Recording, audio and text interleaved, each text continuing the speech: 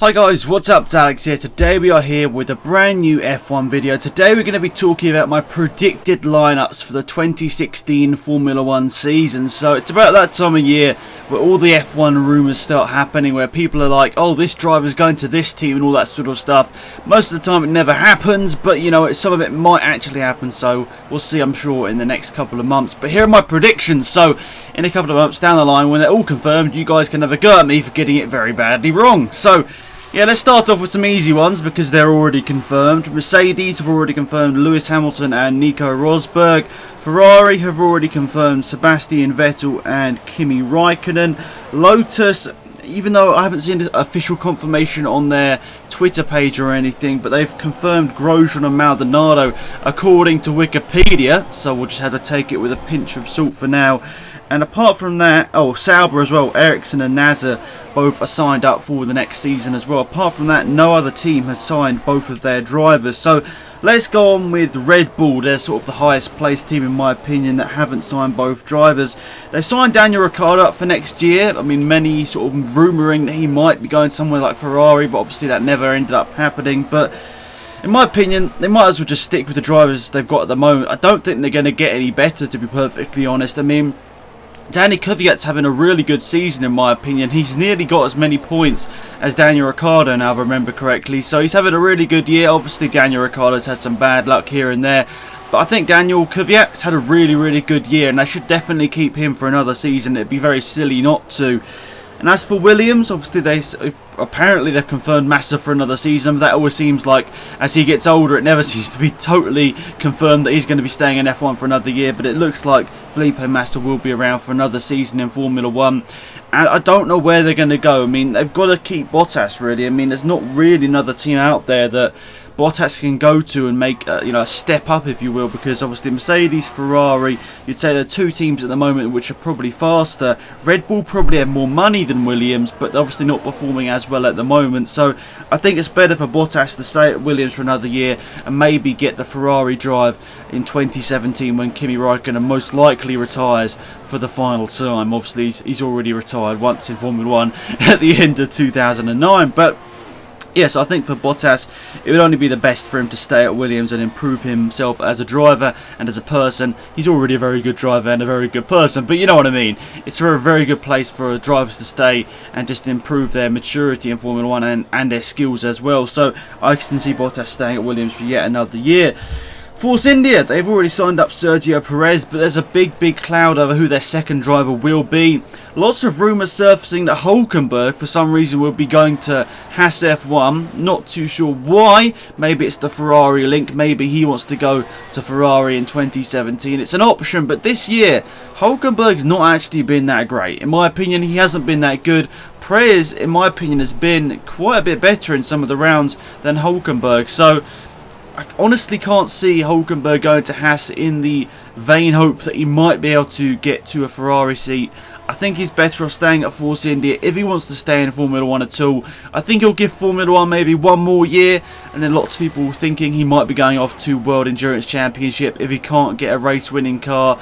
I mean, to be perfectly honest, Williams could pick him up, but then they've already got Bottas, another young, fast driver.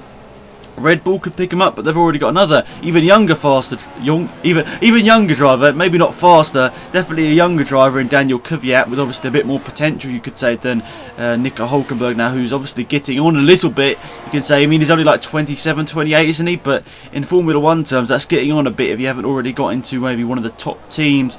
So yeah, it's not really my opinion, but I suppose it's just sort of fact. I mean, you don't see many 28, 29-year-old drivers in Formula 1 with a mid-pack team, do you?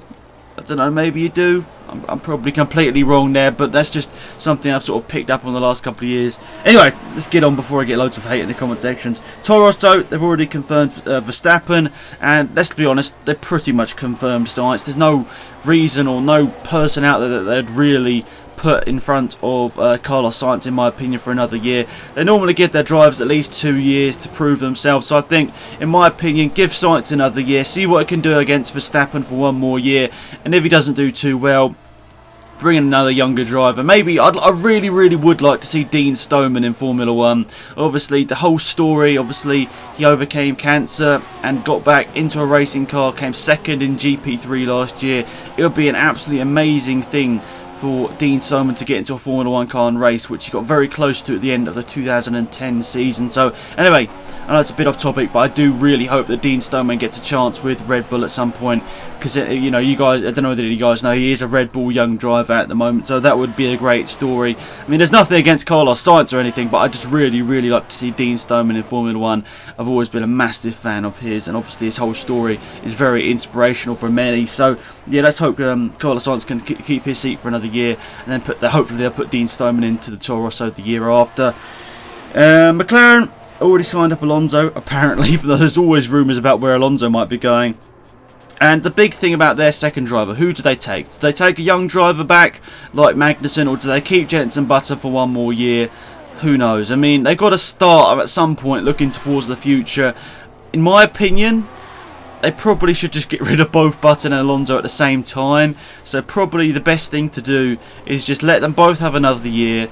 In my opinion, Alonso and Button don't really have much more in Formula 1 to give.